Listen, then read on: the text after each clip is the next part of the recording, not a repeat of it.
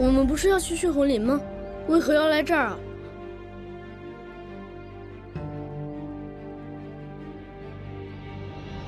我想，我知道凶手是谁了。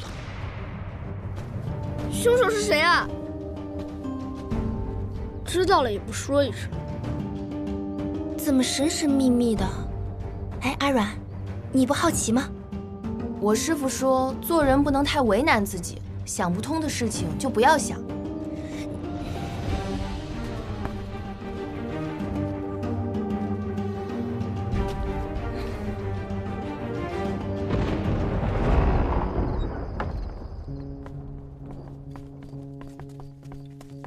哎，包公子回来了。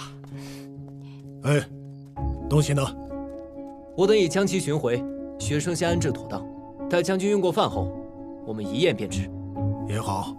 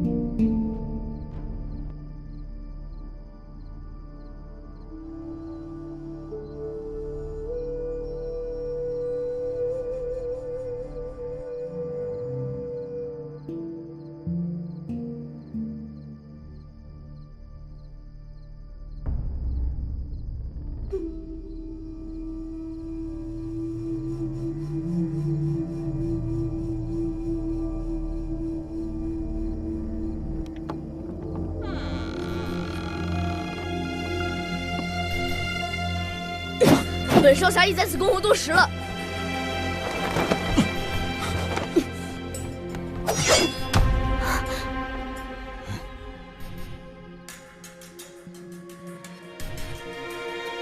保证，你说他就是幕后真凶？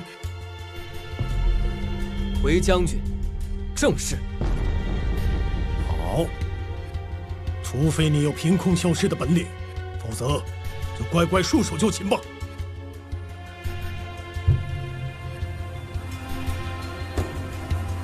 你如实招来，你为什么要害死我娘？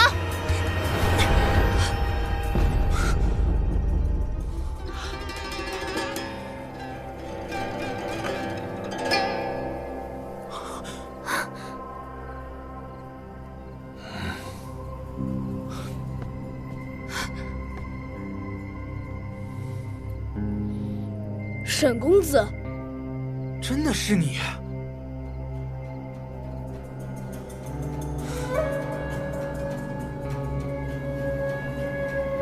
我故意说那枚指环可验明凶手真身，便料想你会提前动身劫取证物。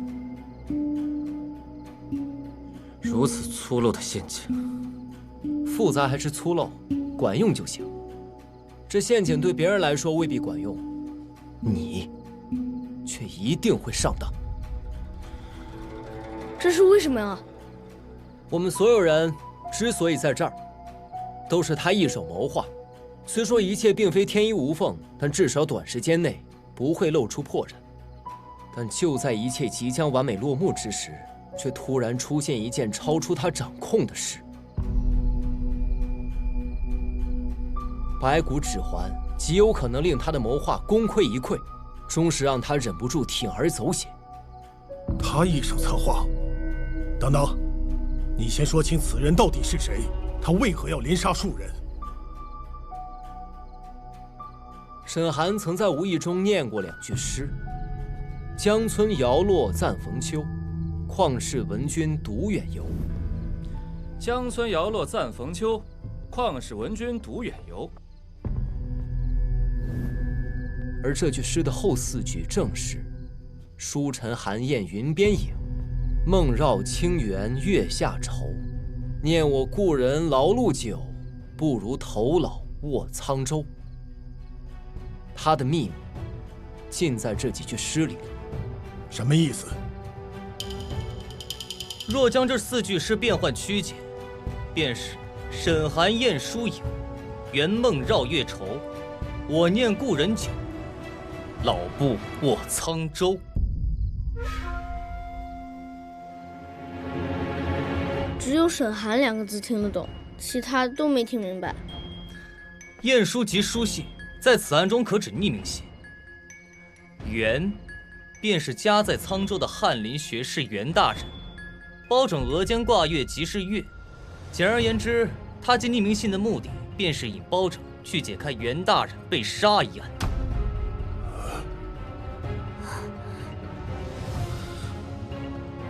学生斗胆猜测，沈寒应该正是袁大人的公子吧？他曾一心念着抢亲，只不过他想抢的亲并不是亲事，而是父亲。好，仅凭4句诗就想将我定罪，这未免也太牵强了吧？沈公子稍安勿躁，正话才刚刚开始。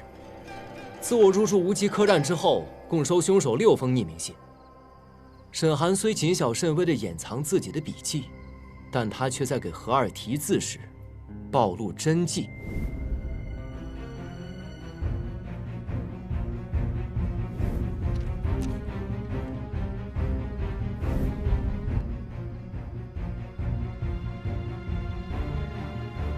这2幅字虽看似不同，但都骨力坚挺，颇有神采。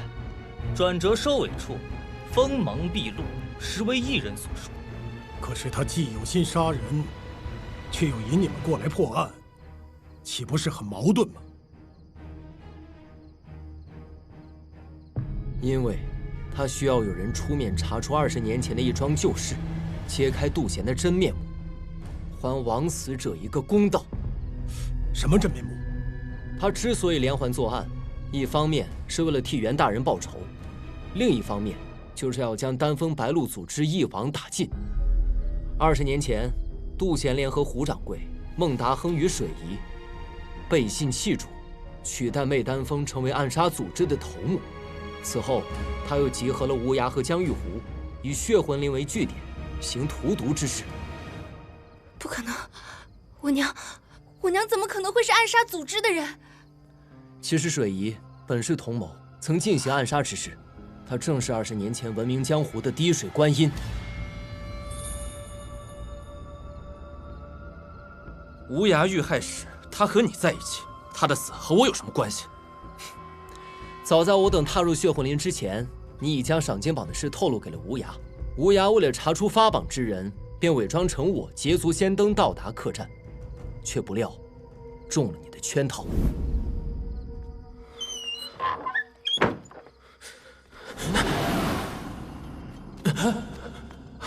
沈兄，包兄，我刚刚看到包兄还在河边，怎么一眨眼的功夫在我前面回来了？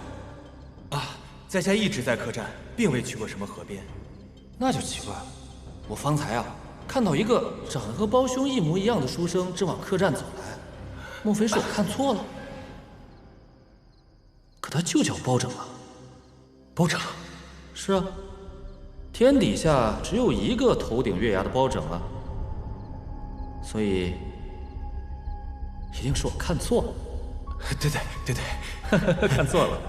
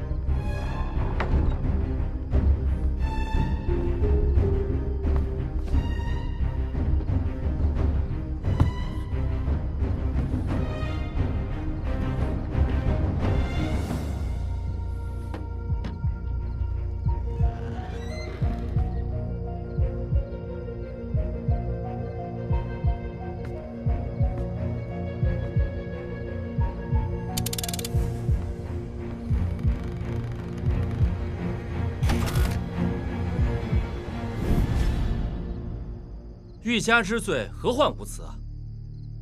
杜贤遇害时，我刚回房间，如何能异地杀人？对啊，杜大人被杀的前一刻，我们正在回廊闲聊，他既未去过杜大人的房间，也没有作案时间啊。小兄弟，哎，都看谁呢？我没有，你又喝多了吧？哎，算了，说了你也不懂，你个小孩，你懂什么呀？而且我明明看到，他是在我之前进入杜贤房间。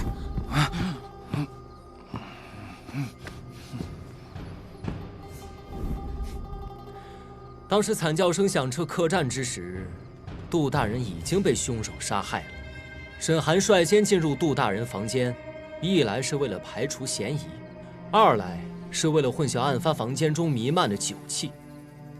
其实你杀死杜大人的方式很简单，只用了一个黄胖、一根细绳和封魂白骨砂。他与我换房间，也不是因为怕鬼，而是为了便于杀杜大人。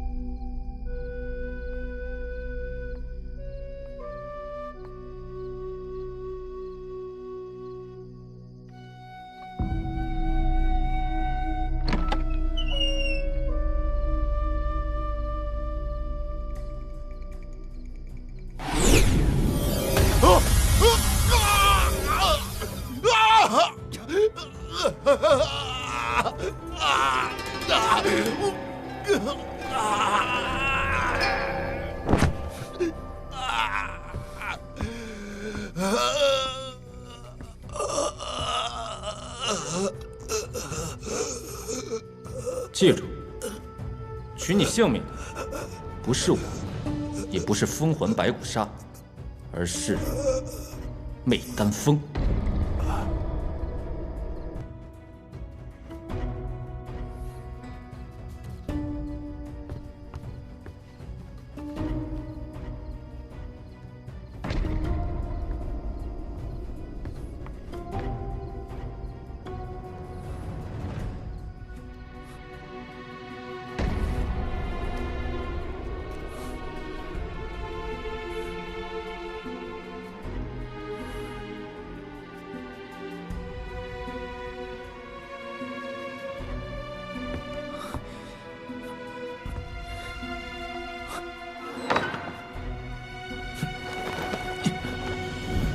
之后，沈寒从房中出来，看似与展昭闲聊，实则是为了给自己制造不在场的证明。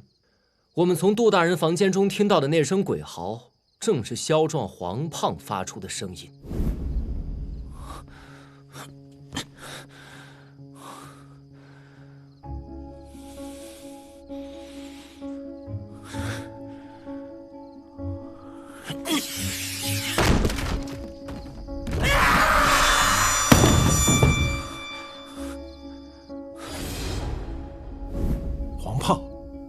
那东西叫是能叫，可即使被砸坏了，还是会有残留物落在案发现场。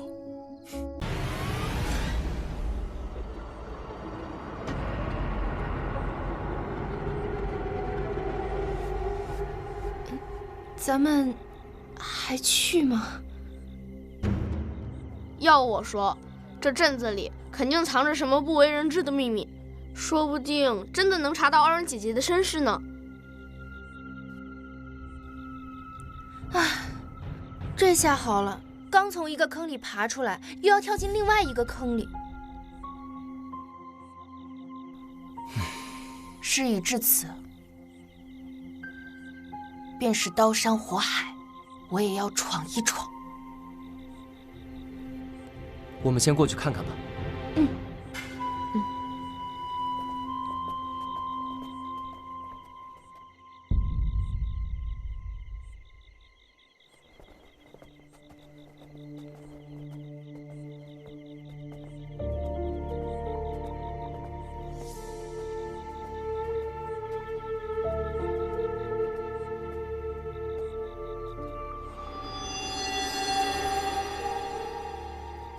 破灵阵，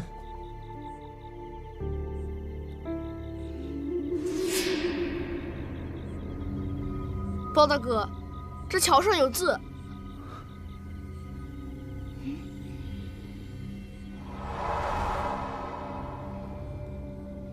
奈何桥上过，永别忘川河。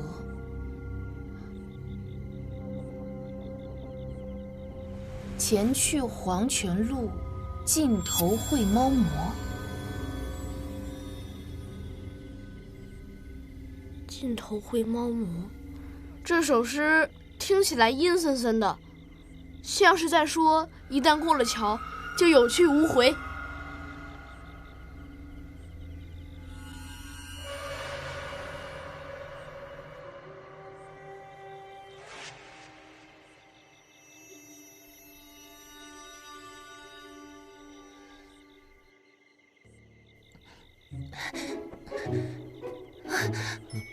人家好怕呀！好不容易从血魂岭捡回一条命，人家还不想死呢。所谓鬼神传言，不过是别有用心之人故意为之。既然是人为，那就必然有应对的办法，大可不必惊慌。就是。你们还是不要进去了，不管是人是妖，总之是个麻烦。打探个消息而已，没必要拖这么多人下水。我先入阵，你们去别处借宿一晚。不行，君子义以为志。若今日我临危之际弃朋友而不顾，他日我还有何面目见人？就是，我南天竺虽然贪生怕死，可也不是那没有道义的人。今日谁若拦着我过桥，谁就是看不起我。我倒要看看，前头到底是什么魔窟妖洞。切记，要小心为上。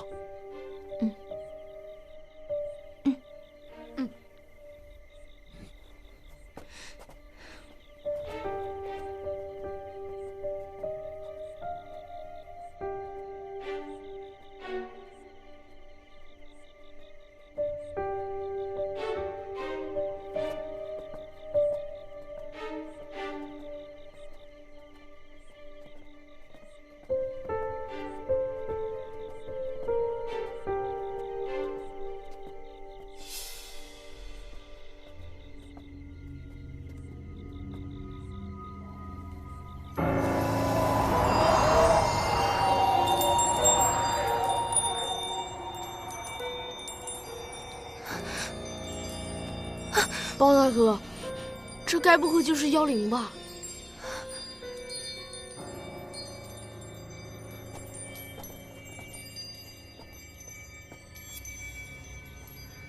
铃声越来越响，越听越像是不祥之兆啊！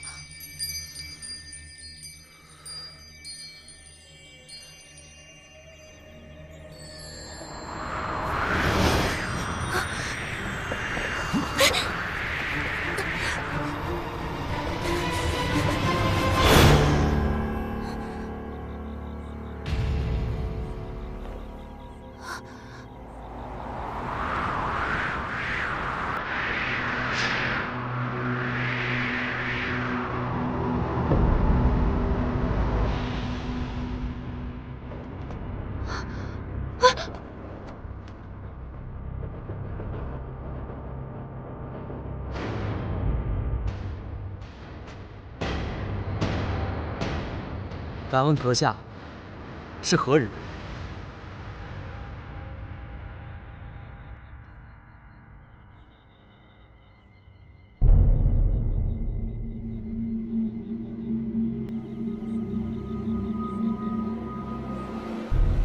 在下是进京赶考的学子，我等途经贵地，想在此地借宿一晚，恳请阁下行个方便。既从阳世来，莫行阴间路。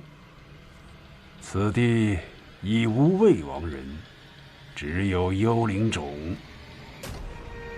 敢问阁下，是破灵阵的人吗？本魔生是空寂岭的人，死是空寂岭的鬼。空寂岭。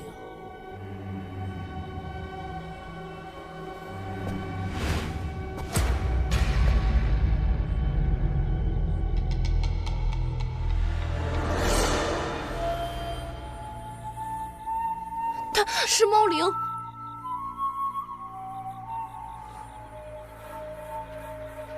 我们刚入阵，他就出现了，太怪了。真妖怪才不装腔作势，他这故弄玄虚的劲儿，都有失妖界的体面。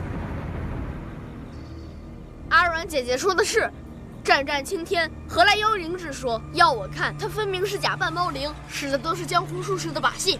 看招！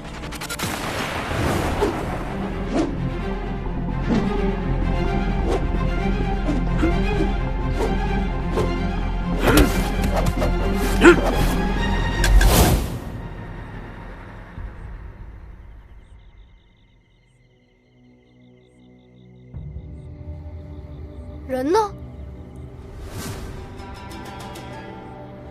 那是什么？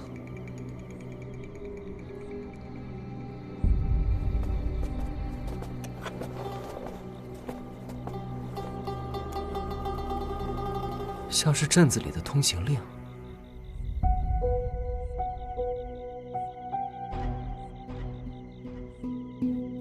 那猫脸人应该就是老伯说的破红魔，他像是在警告我们不得入阵。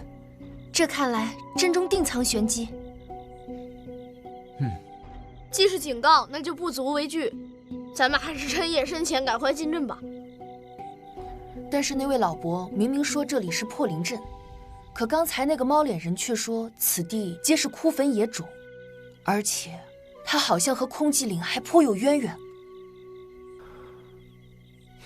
看他人不人鬼不鬼的样子，该不会是冤魂吧？说来说去，这破灵阵和空寂岭一定有剪不断理还乱的关系。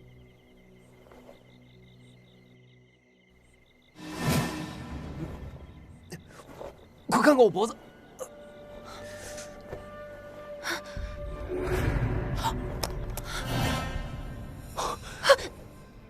蝎子！阿昭，你没事吧？只是有点痒，没蛰到。这蝎子外形非比寻常，难辨毒性，不可大意。奇怪，怎么会有蝎子呢？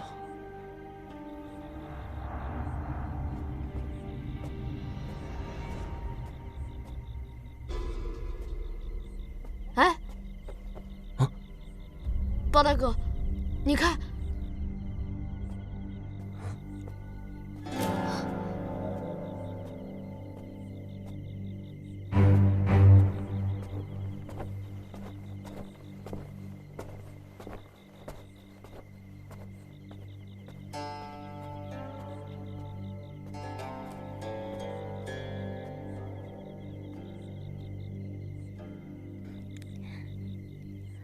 小女子司徒莫心，乃族长之女，敢问诸位可是想在镇上借宿？正是。镇上不得留宿外人，这是规矩，诸位请回吧。其实我们并不算外人，而是破灵镇的故人。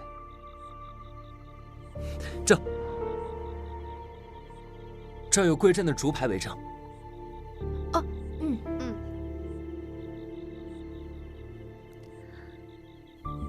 既然如此，那诸位就请随我来吧。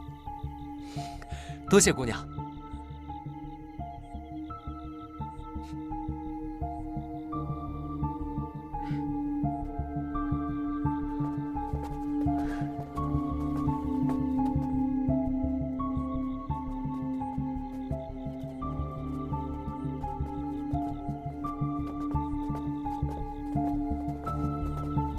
咱们快点走啊！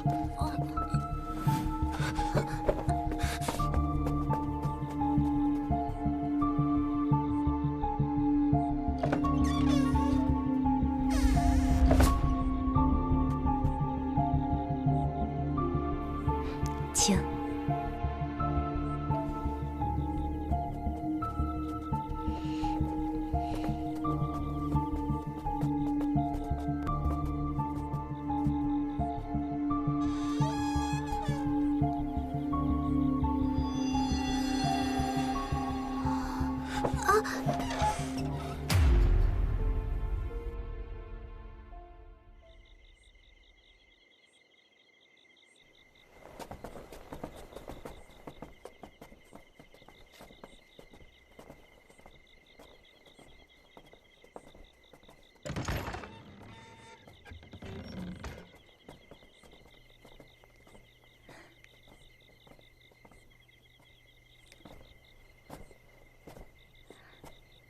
几位先在此等候，容我前去通禀一声。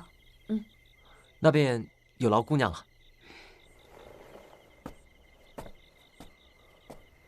听她这口气，一点都不像族长家的女儿，反而像是这里的丫鬟。这一路过来，整个镇子都空落落的，感觉好诡异啊！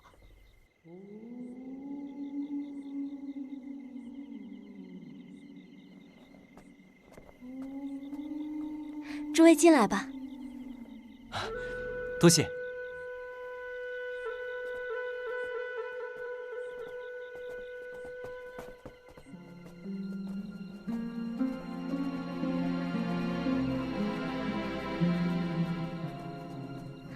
这是我爹娘。见过司徒族长。司徒夫人。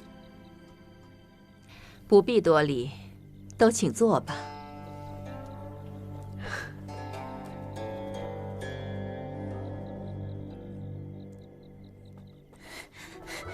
爹娘，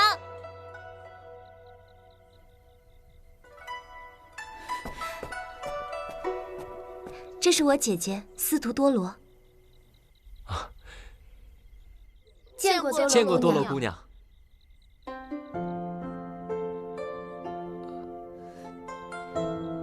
这位小哥哥长得好生可爱啊！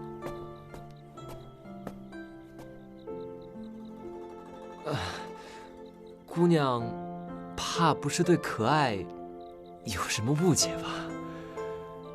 口无遮拦。多罗还是个孩子，你凶他作甚？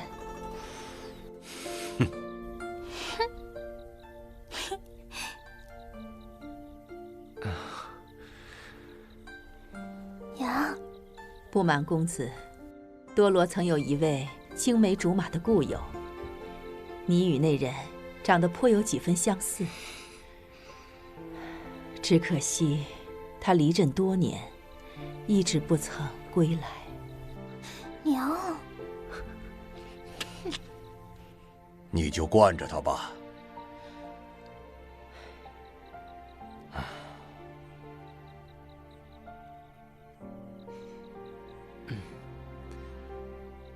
听说你们有一枚本镇的竹牌。